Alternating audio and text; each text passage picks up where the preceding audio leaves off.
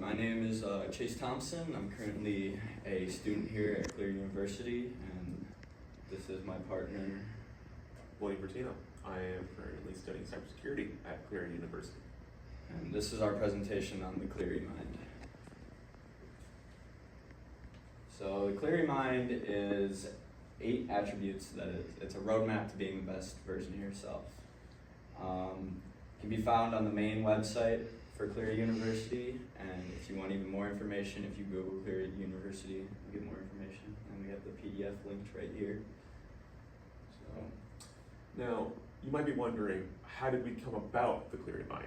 Well, it's quite simple, actually.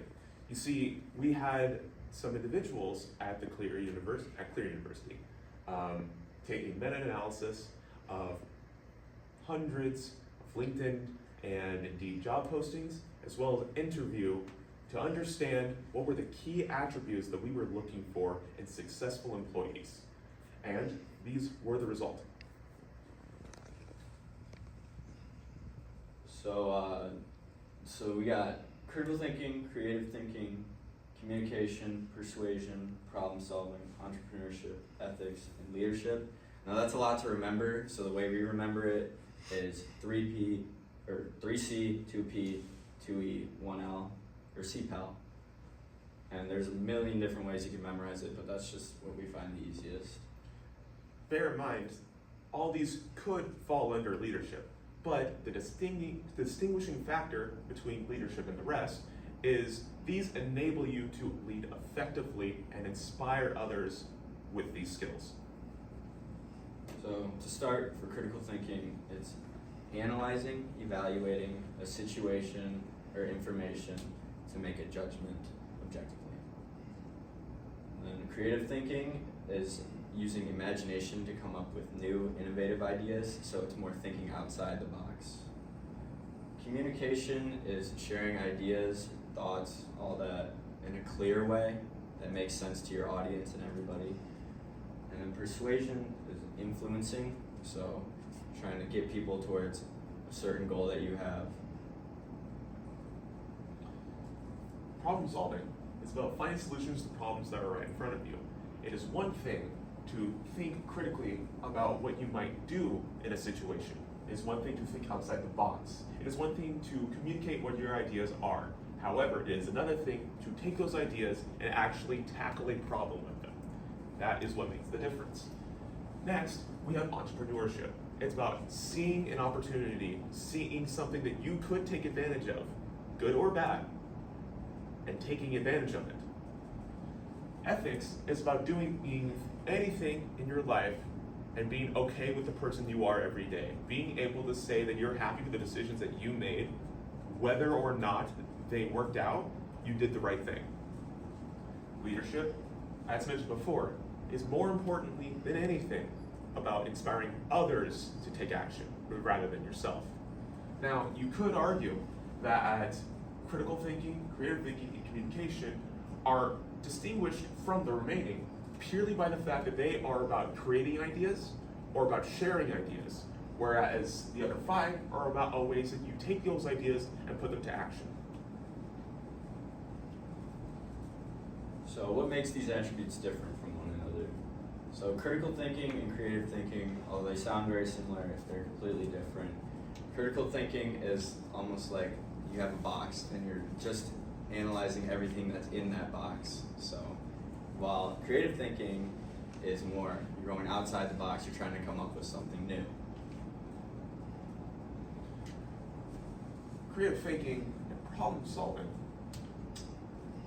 critical thinking and problem solving. At its core, critical thinking, as mentioned before, it's about analyzing and identifying what is the core issue at hand. It might be an issue, it could be a new idea, but it's using logical progression to come up with said idea. Problem solving is taking that logical progression or taking some other idea and applying it in a way that's practical and useful. For creative thinking versus problem solving, creative thinking could be thought of as like you're trying to come up with a new idea, you're trying to innovate, so you're thinking down the line and just like that. But problem solving is the problem is directly ahead of you and you need to solve it It requires immediate action. Now, there's a difference between communication and persuasion because they might sound incredibly similar, but actually the difference is communication is the quality in which you convey your ideas, whereas persuasion is about actually convincing someone to do something else. You can simply inform, and at that point, that's purely communication and not persuasion. Persuasion is where you're instead trying to convince someone of something to get someone to see your point of view. For leadership versus entrepreneurship, leadership is more about the way you manage your staff. You're trying to inspire them, trying to motivate them towards a shared goal. While entrepreneurship is seeing an opportunity, and it's you seizing that opportunity. Now, leadership is focused on inspiring and leading, as we've talked about before. However, ethics, the distinguishing factor is you can make ethical decisions and be a terrible leader. It's about taking those ethical decisions and pivoting them in the best way for your people, for your company, or for your group. For entrepreneurship and leadership, or ethics, entrepreneurship again is about seizing the opportunity. However, ethics is more about doing the right thing, principled action, so you can sleep at night. Persuasion is about convincing someone to do something. Leadership is about motivating others to do something. They will sound, once again, like so many others, very similar. However, with persuasion, it's typically much more personal. It is, I am talking to a few people and I'm telling them, this idea, this is a good idea, and I'm convincing you, yeah, you know what, that is a great idea. Leadership, on the other hand, is about taking an idea and convincing people to actually take action with that idea, about doing that idea rather than simply agreeing. So for our 8 examples, for critical thinking, I evaluated Cleary's, Powell's dual enrollment program, but I specifically looked more at Cleary compared to all the other schools that they offered. And by doing this, it resulted in me saving a ton of money, getting very ahead in my future, and overall just seeing what the college experience is like without, just getting thrown right in. So for creative thinking, back in the day, recess elementary school, we were getting bored of playing freeze tag and all that. So we saw the opportunity to combine a bunch of different games in order to make a brand new game, which resulted in us having a ton of fun and pretty much getting everyone on the playground to play. Now, it should be noted that while he did see an opportunity, this is more an example of creative thinking, given that he was coming with a new idea rather than simply taking advantage of an opportunity. As for communication, there was a time in high school where I had to come up with an informative presentation. So I decided to explain time dilation, which is part of Einstein's theory of relativity, to a group of freshmen. Surprisingly, I was able to actually explain this concept quite well to this group of freshmen, which resulted in a perfect score on my presentation. Additionally, when I was younger, I did a lot of construction. I encountered a problem, however. You see, it's very difficult for even 4 grown men to take a 500-pound cast iron tub up 2 flights of stairs. So one has to ask, how are you going to do that? You can't lift it. That's absurd. Well, I looked back. I looked back to the ancient Egyptians. What did they do for those big stone blocks? They dragged them. So we put them on a rug, on some thick blankets, and we dragged it up the stairs, using some people on the bottom to help support it so it didn't slip and fall. Now, when I was quite young, I really wanted to play Black Ops, but my parents were concerned given the violent nature of it, particularly because I wanted to play for the zombies mode. So I created a presentation purely to show them they don't have to worry about the potential impacts it could have on my mental well-being and affecting me in any kind of violent way. And I demonstrated to them, that really it was no harm. And if anything, it'd be beneficial because it'd be something fun for me to do to occupy my time. So for ethics, for me, a few years ago, one of my good buddies, he was unfortunately harming himself.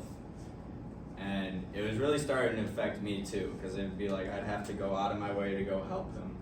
So at one point I just had to sit him down and just tell him, like, either got to get help or I'm done. Like, this is affecting me so much. And that resulted in him getting help and then me also being able to sleep better at night. So for entrepreneurship, I recently, I was trying to think of an example for this presentation, and for critical thinking, I saw the opportunity to talk about the dual enrollment program. So in that, I also saw the opportunity to use that for my entrepreneurship as seizing an opportunity. I probably explained that terribly, but you get the gist of it. Now this resulted in us absolutely crushing our presentation and acing this, so I'd say it's a win-win. Now, notably for leadership, I'm on the esports team, and the League of Legends team had a rough year, to say the least. We did not win a single game, and we all play League quite a bit. None of us are just playing to be a warm body. So it really sucked. It really made it hard to enjoy the game. But given how things were going towards the second semester, I couldn't stand by and watch any longer. Leadership was lacking. So I decided to take matters into my own hands. And I began organizing us to meet together, practice, and try to just hang out, enjoy the game again. Worry about winning later, because especially a lot of them, it was their last semester. They were graduating. So after a certain point, it wasn't about winning, it was about playing a game that we enjoyed. Through that, we were able to enjoy the game again, and even organize some practices. This resulted in me being elected team captain going forward. Now, I will say, personally, this class, it led me to having a deeper understanding of my own self-awareness, and more importantly, starting to learn to want to love myself. For me, this class has really shown me what I need in a partner, in my friends, and it's really made a lot more sense as to why I'm with the people I'm with.